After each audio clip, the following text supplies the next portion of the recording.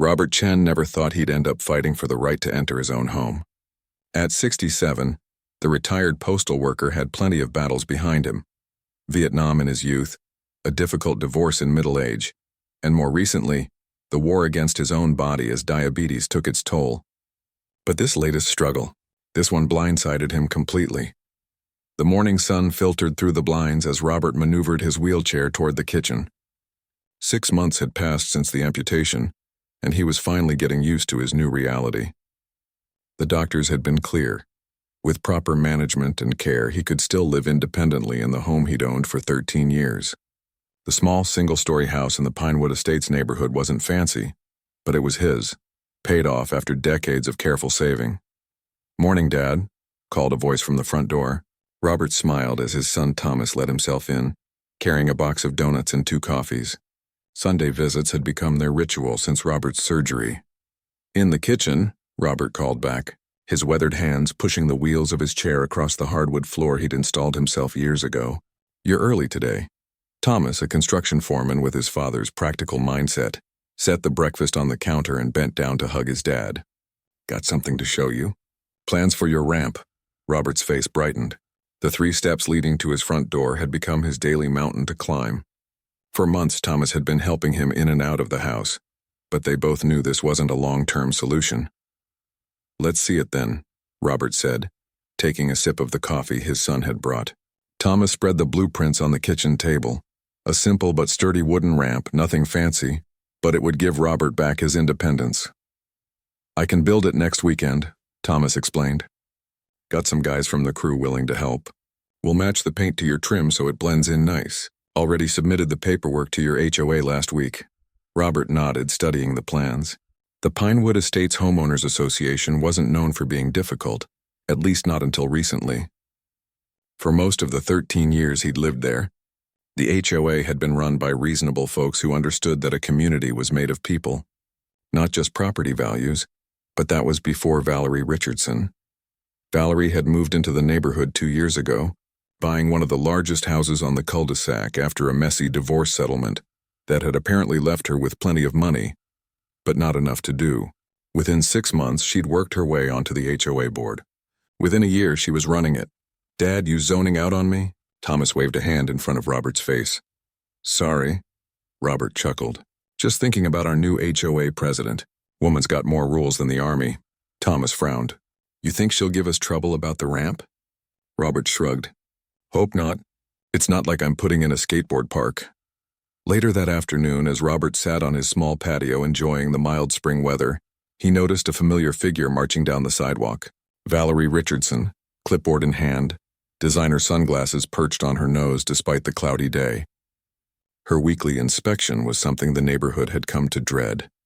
Robert raised his hand in a friendly wave, but Valerie merely nodded curtly before making a note on her clipboard. She was in her 50s, expensively dressed with the kind of highlighted blonde hair that required weekly maintenance. Today she wore white capri pants and a blue blazer that probably cost more than Robert's monthly pension. "Afternoon, Mrs. Richardson," Robert called out, determined to be neighborly despite her frosty demeanor.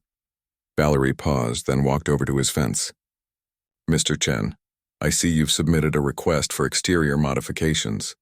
No, how are you feeling, or sorry about your leg? Just straight to business." Robert nodded, keeping his expression pleasant. "My son's building me a ramp. Doctor's orders," he said, tapping his wheelchair. "Can't exactly pole vault into my own home." Valerie didn't smile at his joke. "The Architectural Review Committee will consider your application at our next meeting. Though I should warn you, permanent modifications that affect the street-facing aesthetic of properties are rarely approved." Robert felt his chest tighten with the first flickers of worry. "It's not decorative, Mrs. Richardson, it's necessary. I've included a letter from my doctor explaining—" "Yes, I've seen the letter," she cut him off. "However, medical necessity doesn't override our covenant agreements. There are other solutions you might consider, such as, many people in your situation choose to relocate to more suitable housing. There's a very nice assisted living facility just 3 miles from here." Robert gripped his armrests, fighting to keep his voice level. "I'm not looking to move. This is my home." Valerie gave him a smile that didn't reach her eyes. "Of course. Well, as I said, the committee will review your application. though portable ramps that can be stored out of sight when not in use are more likely to meet approval. As she walked away, Robert felt a heaviness settle in his chest that had nothing to do with his health problems. A portable ramp? Those flimsy aluminum things weren't practical for daily use, especially for someone living alone. That evening, he called Thomas to share his concerns. "She can't do that. Dad, there are laws protecting people with disabilities. The Fair Housing Act, the ADA. She can't just say no because she thinks a ramp won't look pretty." I know, Robert sighed. "But I don't want to start a war here. These are my neighbors." Thomas was quiet for a moment. "Let me talk to a buddy of mine. He works in construction law. Might know how to handle this properly." The following Saturday, Thomas arrived with his truck full of lumber and 3 co-workers ready to help.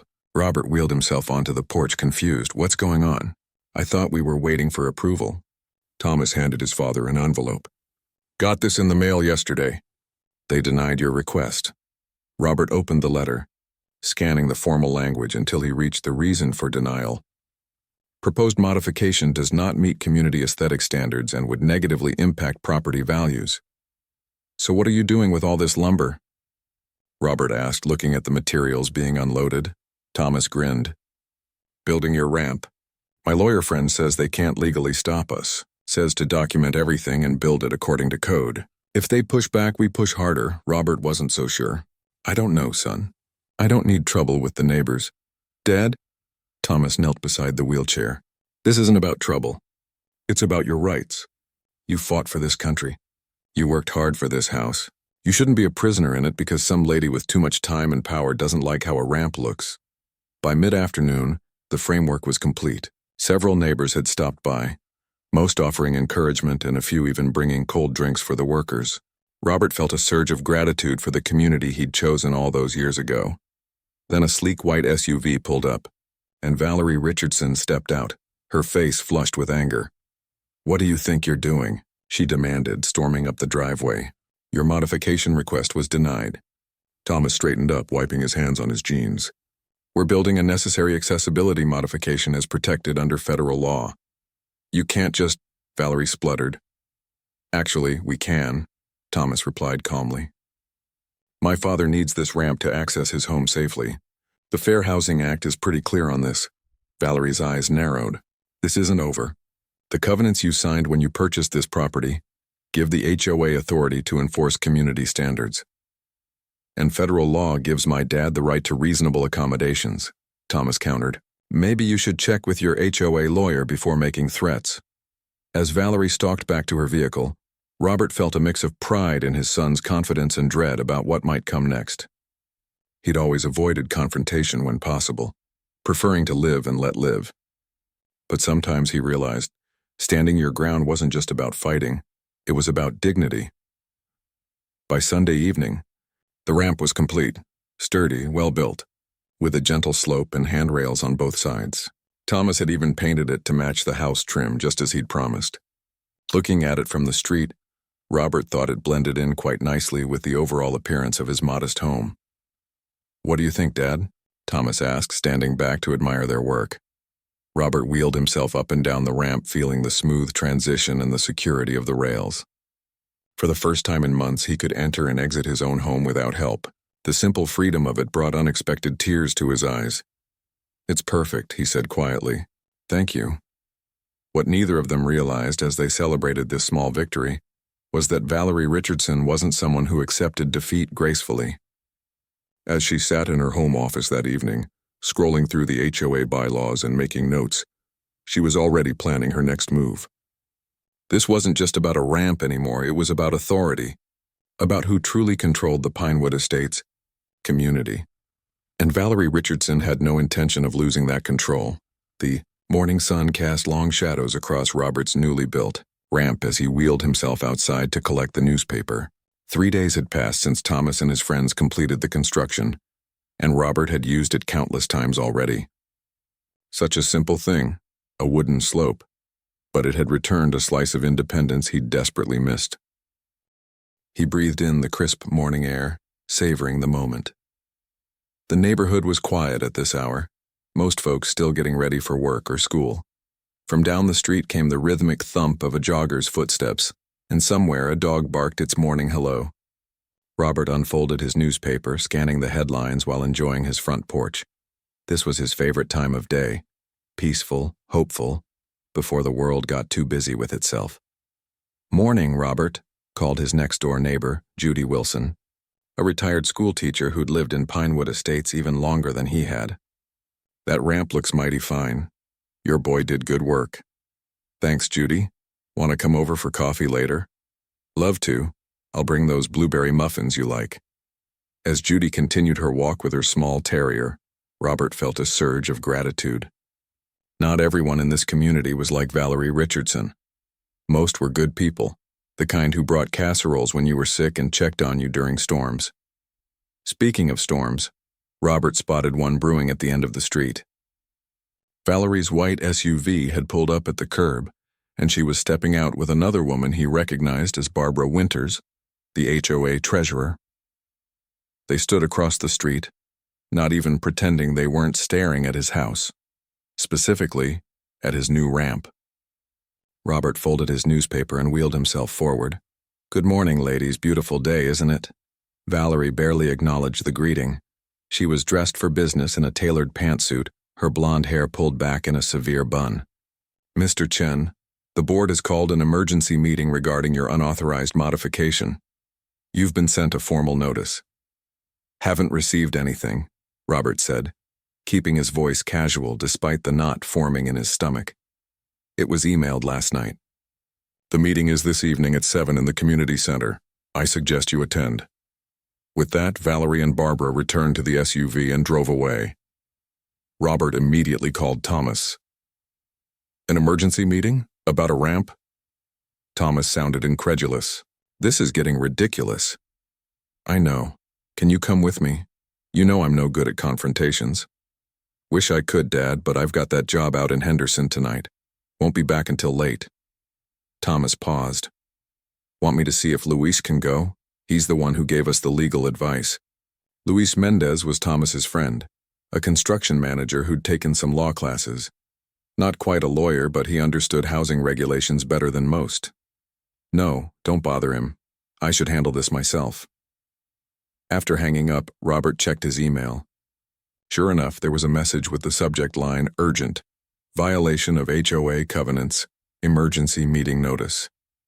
The formal language made it sound like he'd committed a serious crime instead of building a necessary access ramp. Judy arrived at 10 with the promised muffins, and Robert told her about the meeting. "That woman," Judy shook her head. "Ever since she took over, it's been one thing after another. Last month she fined the Thompsons $200 because their trash can was visible from the street for an extra day." "Are you going tonight?" Robert asked. "Wouldn't miss it. And I'll spread the word to some others. You shouldn't face this alone." By 6:30 that evening, Robert felt sick with anxiety. He'd faced enemy fire in Vietnam, with less dread than he felt about this HOA meeting.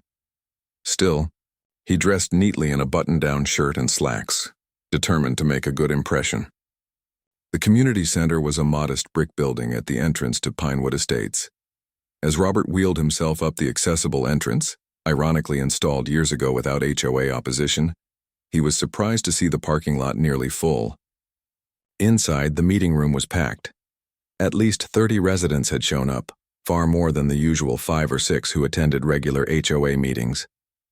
Robert spotted Judy waving from the second row and made his way over to her.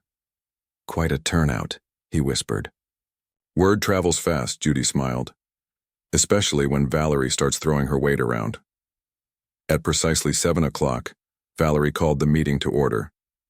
She sat at a folding table at the front of the room with 4 other board members, including Barbara Winters and a nervous-looking man Robert recognized as Dan Fletcher, who worked at the local bank. "Thank you all for coming on such short notice," Valerie began, her voice clipped and professional. "We've called this emergency meeting to address a serious covenant violation at 47 Pinewood Drive." She clicked a remote, and a photo of Robert's house, with its new ramp, appeared on a projector screen. "As you can see, this modification was made without proper approval, after the Architectural Review Committee explicitly denied the request." From beside Robert, Judy raised her hand. Point of order, Valerie.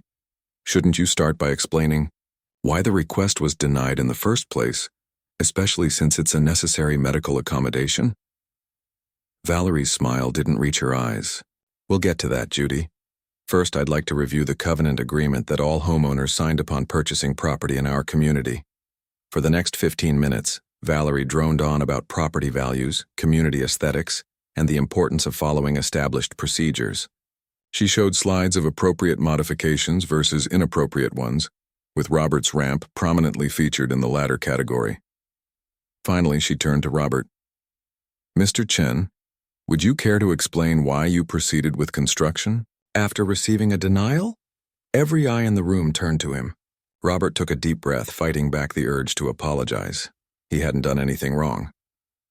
The ramp is necessary for me to access my home safely, he said, his voice steadier than he expected.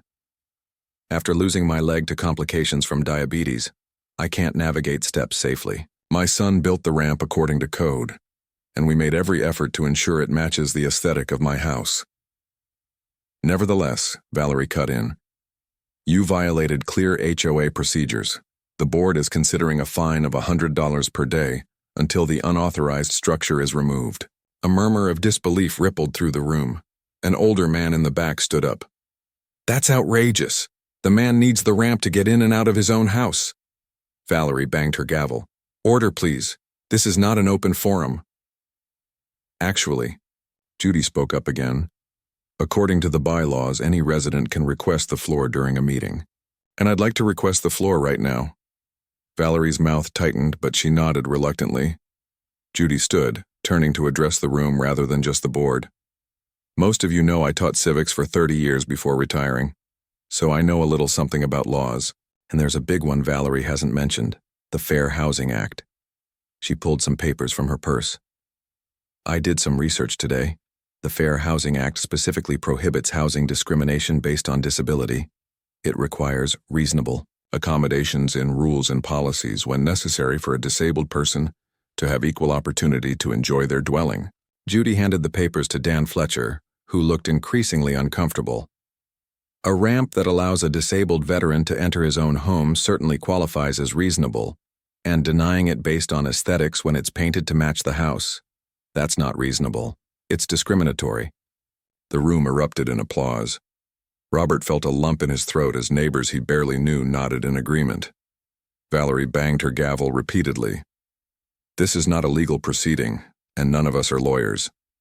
The covenant agreement clearly states, Federal law supersedes HOA covenants, interrupted Dan Fletcher, who had been reading Judy's papers. I think we need to consult the HOA's attorney before proceeding with any fines. Barbara Winters nodded. I agree with Dan. We could be exposing ourselves to liability. Valerie's face flushed red. She leaned toward the microphone, her voice tight with controlled anger. Fine. We'll table the matter pending legal consultation, but Mr. Chen be advised that this issue is far from resolved. As the meeting adjourned, neighbors came up to shake Robert's hand and pat his shoulder. Several offered to help if he needed anything, including rides to appointments or grocery shopping. You've got more friends here than you realized, Judy said as they left the community center together. Valerie may have the rule book, but we've got your back. That night, as Robert prepared for bed, his phone rang. It was Thomas. How'd it go? His son asked. Better than expected, Robert replied, recounting the meeting. Judy was amazing, and lots of neighbors spoke up. That's great, Dad. But I don't trust Valerie to give up so easily. Neither do I, Robert sighed. She seemed personally offended by the whole thing, like my ramp was a direct challenge to her authority. That's exactly what it is to her, Thomas said. People like that don't see rules as guidelines for a community. They see them as weapons to control others. After hanging up, Robert wheeled himself to the window and looked out at his quiet street. His house was modest compared to many others in the neighborhood, including Valerie's large colonial at the end of the cul-de-sac. But it was his home, filled with memories of his late wife, of raising Thomas, of building a life. He wouldn't give it up without a fight. And thanks to tonight, he knew he wouldn't be fighting alone. What Robert couldn't see was Valerie Richardson, still sitting in her home office well past midnight, making phone calls and sending emails. The public embarrassment at the meeting had only hardened her resolve. If Robert Chen thought this battle was over, he was sorely mistaken. Robert woke to the sound of his phone ringing. But for the first time since this battle began, he felt certain about one thing: he was going to win. The courthouse steps were steeper than Robert had anticipated. His temporary ramp at home, rebuilt by volunteers the day after Valerie's dawn demolition, was gentle and easy to navigate. These old stone steps, however, presented a challenge. "Need a hand?" Thomas asked, standing beside his father's wheelchair. Robert shook his head. "There's an accessible entrance around the side. The lawyer told me about it." They followed the signs to a ramp at the side of the building. As they approached the entrance, Robert spotted Michael Patel, the disability rights attorney who had contacted him after the news story broke. Michael stood tall in a navy suit, his leather briefcase tucked under one arm. "Mr. Chen, good to see you," Michael said, extending his hand. "Are you ready for today's hearing?" Robert took a deep breath. "Ready as I'll ever be." It had been 3 weeks since the ramp demolition. 3 weeks of interviews with lawyers, statements to reporters, and uncomfortable celebrity status in the neighborhood. The story had caught fire online, with disability advocates and veterans groups rallying to support Robert. A crowdfunding campaign had raised enough money to cover his legal fees and build a new, improved ramp once the case was resolved. Valerie, meanwhile, had gone oddly quiet. After her initial statements to the press defending the HOA's actions, she had retreated from public view. The HOA board had issued a carefully worded statement, regretting the unfortunate misunderstanding, but insisting they had acted within their authority. Inside the courthouse, Robert was surprised to find the hearing room already crowded. Judy waved from a seat near the front. Several other neighbors from Pinewood Estates were scattered throughout the room, along with reporters and curious onlookers. "Quite a turnout," Thomas murmured. Michael nodded. "Your case has struck a chord. It's about more than just one ramp in one neighborhood. It's about the rights of disabled Americans to access their own homes without unreasonable barriers." They took their places at one of the tables at the front of the room. Minutes later, the door opened again, and Valerie entered with a gray-haired man in an expensive-looking suit, clearly her attorney. She wore a conservative blue dress and had styled her hair in a subdued manner, a stark contrast to her usual flashy appearance. She avoided looking in Robert's direction. "All rise," called the bailiff as Judge Eleanor Simmons entered the courtroom. Judge Simmons was a woman in her 60s with silver-streaked hair pulled back in a no-nonsense bun. She took her seat and surveyed the room with sharp eyes. "Be seated. We're here today regarding Chen versus Pinewood Estates Homeowners Association," she announced. "This is a preliminary hearing to determine whether injunctive relief is warranted. I've reviewed the filings from both parties. Mr. Patel, you may begin." Michael rose smoothly.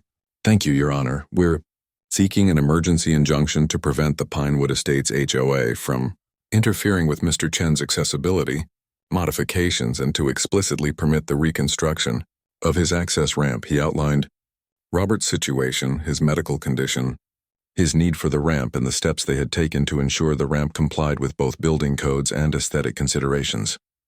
"Your Honor, the Fair Housing Act is crystal clear on this matter. Housing providers, including HOAs, must allow reasonable modifications necessary for a disabled person to fully enjoy their dwelling. The Act specifically mentions ramps as an example of such modifications." Michael then described the events of the demolition morning, presenting the security camera footage that had circulated online.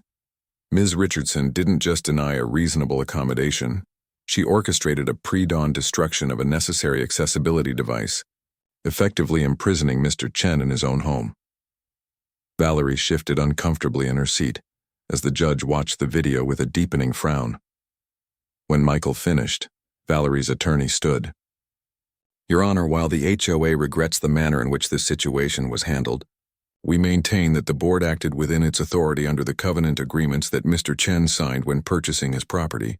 These agreements explicitly require approval for all exterior modifications." Judge Simmons peered over her reading glasses. "Counselor, are you suggesting that homeowners association rules supersede federal law?" "Not at all, Your Honor. We're merely suggesting that Mr. Chen failed to follow established procedures for requesting accommodations. According to the evidence presented, Mr. Chen did submit a request which was denied on aesthetic grounds, the judge noted. Is that correct? Yes, but...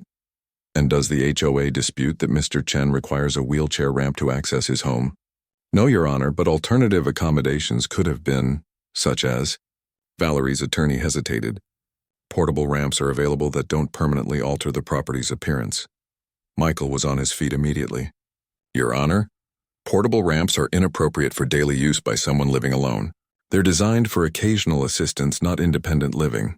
Requiring Mr. Chen to use one would effectively force him to rely on others for basic access to his home. Judge Simmons nodded thoughtfully. Ms. Richardson, please approach. Valerie rose nervously and walked to stand before the judge.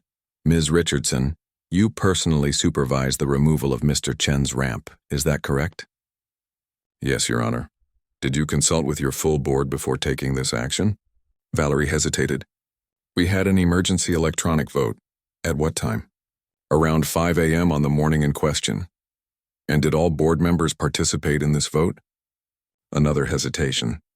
3 of the 5 members responded, so not a full board vote. Did you consult with your HOA attorney before proceeding with demolition? Valerie's confident facade cracked slightly. I felt immediate action was necessary to prevent a precedent of unauthorized modifications. Judge Simmons's expression hardened. Ms. Richardson, did you consider that your actions might effectively trap a disabled veteran inside his home? That wasn't my intention, Your Honor. Intentions aside, that was the result. The judge gestured for Valerie to return to her seat, then called Michael and Valerie's attorney forward. After a brief discussion that Robert couldn't quite hear, the lawyers returned to their tables. Judge Simmons cleared her throat. I've heard enough to make a preliminary ruling. The court finds that the Pinewood Estates HOA likely violated the Fair Housing Act by denying a reasonable accommodation and then taking destructive action that disproportionately harmed a protected individual, she continued. I am issuing a temporary injunction prohibiting the HOA from interfering with Mr. Chen's accessibility modifications. Mr. Chen is permitted to rebuild his ramp according to the original plans submitted. Further, Ms. Richardson is ordered to recuse herself from any HOA decisions regarding Mr. Chen's property. Valerie's face flushed deep red. A full hearing will be scheduled to determine damages and potential penalties. We're adjourned. As the judge left the courtroom, a murmur of conversation broke out. Robert sat quietly processing what had just happened. It wasn't a final victory, but it was an important first step. Michael turned to him with a smile. That went very well. Judge Simmons has a strong record on disability rights cases. Thomas clapped his father on the shoulder. We won, Dad. Round 1 anyway, Robert said, still cautious. As they prepared to leave, Valerie approached their table. Her attorney tried to hold her back, but she shook him off. Mr. Chen, she said stiffly, I want you to know that this was never personal. Robert looked up at her, surprised by the sudden confrontation. It felt pretty personal when you tore down my ramp before sunrise, Ms. Richardson. I was simply enforcing the rules that everyone agreed to follow. Without rules, communities fall apart. Without compassion, they never come together in the first place, Robert replied quietly. Something flickered across Valerie's face, perhaps doubt, perhaps just annoyance. Before she could respond, her attorney pulled her away. Outside the courthouse, reporters waited with cameras and microphones. Michael handled most of the questions, explaining the ruling in simple terms and emphasizing the importance of the Fair Housing Act for all disabled Americans. When asked for comment, Robert simply said, I'm grateful to the court for understanding that my need to enter and exit my home safely isn't just a matter of convenience, it's a matter of dignity and independence. Back in the Pinewood Estates neighborhood that evening, Robert was surprised to find a small gathering on his front lawn. Neighbors had brought food, drinks, and even a handmade banner reading, Welcome home, Robert. The new temporary ramp, though functional, was decorated with streamers and balloons. What's all this? Robert asked as Thomas wheeled him up the ramp. Judy stepped forward. Just a little celebration. The whole neighborhood's been following your case. Not the whole neighborhood, Robert said, thinking of Valerie. More than you might think. Judy winked. Even some of Valerie's supporters have been questioning her judgment after that dawn raid. Barbara Winters, the HOA treasurer, called me yesterday. She wanted to know if you'd consider dropping the lawsuit if the HOA formally apologized and approved your ramp. Robert raised his eyebrows. Sounds like there's some dissension in the ranks. You could say that. Word is there's a special board meeting tomorrow to discuss Valerie's leadership. As the neighbors chatted and shared food, Robert noticed Thomas deep in conversation with a contractor. They were examining the temporary ramp and pointing to various parts of the front entrance. Planning the permanent version? Robert asked when Thomas rejoined him. Something like that. Thomas grinned. I've been talking with some builder friends. We're thinking of something more substantial. Maybe stone facing to match the house. Better lighting, wider turning space at the top. Sounds expensive. That's the thing, Dad. Remember that crowdfunding campaign? It's up to nearly $50,000 now. People from all over the country have been donating. Veterans groups, disability organizations, even some celebrities. Robert stared at his son in disbelief. All that? For my ramp? Not just for your ramp. For what it represents. This case struck a nerve. It's about standing up to petty tyranny, about dignity, about the right to live independently. As the evening wound down and neighbors began to leave, Robert sat on his porch watching the sunset. The events of the past weeks felt surreal, from fighting for a simple, wooden ramp to becoming the center of a legal battle that might set precedents for disabled homeowners across the country. Tomorrow would bring more challenges. The lawsuit would continue. Valerie might fight back harder after today's humiliation. The HOA board might splinter into factions. But tonight, watching the golden light fade over his neighborhood, Robert felt something he hadn't experienced in a long time. Hope. Not just for himself, but for anyone who'd ever been told their basic needs mattered less than someone else's idea of how things should look. Summer had given way to fall by the time Robert received the call he'd been waiting for. Leaves drifted lazily across his front yard as he sat on his porch, enjoying the crisp morning air and watching the neighborhood come to life. Mr. Chen, it's Michael Patel, I have news. Robert gripped his phone tighter. Good or bad? Good, very good. Judge Simmons has issued her final ruling. 3 months had passed since the preliminary hearing when the judge granted the temporary injunction, allowing Robert to rebuild his ramp. Since then, his life had taken unexpected turns. The temporary ramp had been replaced by a beautiful permanent one, built by volunteers with materials donated by local businesses. It featured gentle slopes, sturdy handrails, and stone facing that matched his house so perfectly it looked like an original feature.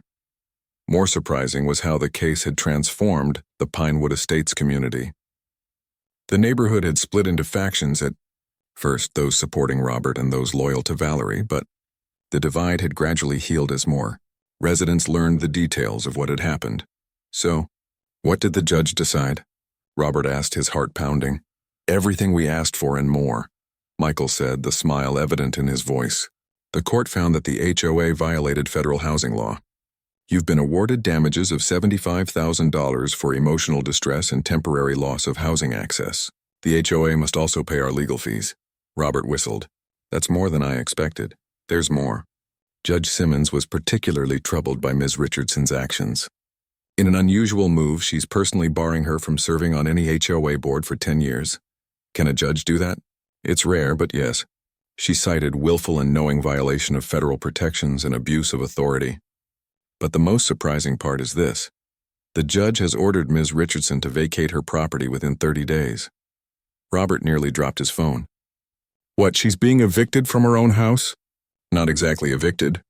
The judge found that Ms. Richardson violated HUD regulations so severely that she's being barred from the housing community altogether. She can sell her house, but she can't continue living there. Robert sat in stunned silence. He had wanted justice, but this seemed extreme. That feels harsh. The judge thought it was appropriate given the circumstances. Ms. Richardson didn't just make a mistake, she deliberately organized a pre-dawn destruction of an accessibility device for a disabled person. The judge called it among the most egregious cases of housing discrimination she'd seen in 20 years on the bench. After hanging up, Robert sat quietly, processing the news. Victory should have felt sweeter, but the thought of Valerie being forced from her home left him uneasy. He remembered what it felt like to fear losing your home, the panic, the helplessness. The sound of approaching footsteps pulled him from his thoughts. Thomas was walking up the path carrying 2 coffee cups. "Thought you might want this," he said, handing one to his father. "You look serious." "Everything okay?" Robert explained the judge's ruling. Thomas whistled. Wow. I mean, she definitely had it coming, but still. Yeah. Robert sipped his coffee, watching a young family walk past his house, the children kicking at leaf piles. Nobody should lose their home. Even someone who tried to trap you in yours? Even her. Robert set down his cup. "I need to talk to Michael again." Later that afternoon, Robert wheeled himself down the street toward Valerie's house. He hadn't been this far into the neighborhood since his surgery, and he was pleased to find his new wheelchair handled the journey easily. Valerie's colonial-style home looked immaculate as always, with perfectly trimmed hedges and not a fallen leaf in sight. Robert hesitated at the end of her driveway, suddenly unsure of his decision. What if she slammed the door in his face? Too late to turn back now. He rolled forward and rang the doorbell. Long moments passed before the door opened. Valerie stood there, her appearance markedly different from the polished HOA president he remembered. Her hair was pulled back in a simple ponytail, her face bare of makeup, and she wore jeans and a plain sweater instead of her usual designer clothes. Her eyes widened in surprise. "Mr. Chen." "Ms. Richardson, may I speak with you for a moment?"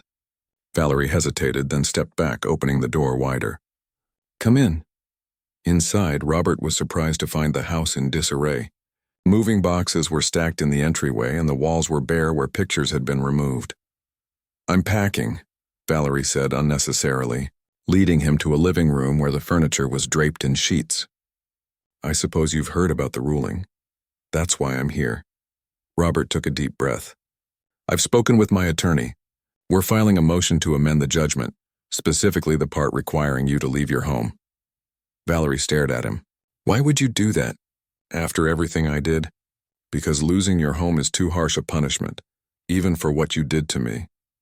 Valerie sank onto the sheet-covered couch, her composure cracking. "I don't understand. You should be celebrating. You won." Robert wheeled closer. "This was never about winning or losing for me, Ms. Richardson. It was about being able to live in my home with dignity. I don't need to see you lose yours to feel like justice was done." For a long moment, Valerie was silent, staring at her hands folded in her lap. When she finally spoke, her voice was barely above a whisper. "I've had a lot of time to think these past months. After the video of the demolition went public, my friends stopped calling. My colleagues at the bank where I worked asked me to take a leave of absence. Even my sister said she didn't recognize the person I'd become." She looked up at Robert, her eyes rimmed with tears. "I was so focused on property values and perfect appearances that I forgot about actual people. I'm not asking for forgiveness, Mr. Chen. I just want you to know that I understand now how wrong I was." Robert nodded slowly. "We all make mistakes, Ms. Richardson. The important thing is learning from them." 2 weeks later, the neighborhood gathered at the community center for a special meeting. The room was packed, with every seat filled and people standing along the walls. At the front table sat the new HOA board, 5 residents elected after the previous board resigned following the court decision. Dan Fletcher, the bank employee who had been on Valerie's board but had questioned her decisions, was now the president. He called the meeting to order. "Before we get to regular business, I'd like to address the recent events that have affected our community. As you all know, Judge Simmons ruled in Mr. Chen's favor in his lawsuit against the previous HOA board." Murmurs rippled through the crowd. Everyone knew about the ruling. It had been the talk of the neighborhood for days.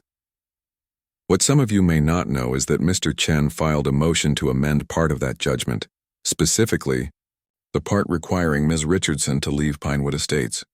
That motion was granted yesterday. Ms. Richardson will be permitted to remain in her home, though she is still barred from serving on the HOA board. All eyes turned to Robert, who sat quietly in his wheelchair near the front of the room. Beside him, unexpectedly, sat Valerie. Dan continued. "In light of these events, the new board has unanimously adopted updated bylaws regarding accommodations for residents with disabilities. We've worked with Mr. Chen and his attorney to ensure these guidelines fully comply with federal law, and more importantly, reflect the kind of community we want to be." He held up a document. "These new guidelines explicitly state that reasonable modifications for disabilities will be automatically approved, with no aesthetic review required. Additionally, all board members will be required to complete training on the Fair Housing Act and disability rights. The meeting continued with discussion of other neighborhood business, but Robert's attention drifted. He glanced at Valerie sitting stiffly beside him. She had approached him before the meeting, asking if she could sit with him as a public acknowledgement of her changed perspective. It had taken courage, he realized, for her to face the community she had once ruled. After the meeting, neighbors gathered in small groups, chatting and enjoying refreshments. Robert found himself surrounded by well-wishers, many expressing admiration for his decision to help Valerie. "I wouldn't have been so forgiving," one neighbor admitted. Robert shrugged. It wasn't about forgiveness. It was about doing what felt right. As the crowd thinned, Thomas joined his father. "Ready to head home? I've got dinner waiting." "In a minute." Robert wheeled himself over to where Valerie stood alone, stirring her untouched coffee. "Ms. Richardson, would you like to join us for dinner?" She looked up, startled. "Me? Why?" "Because healing starts with simple things, like sharing a meal." Valerie hesitated, then nodded. "I'd like that. Thank you." Outside, the autumn evening was cool and clear.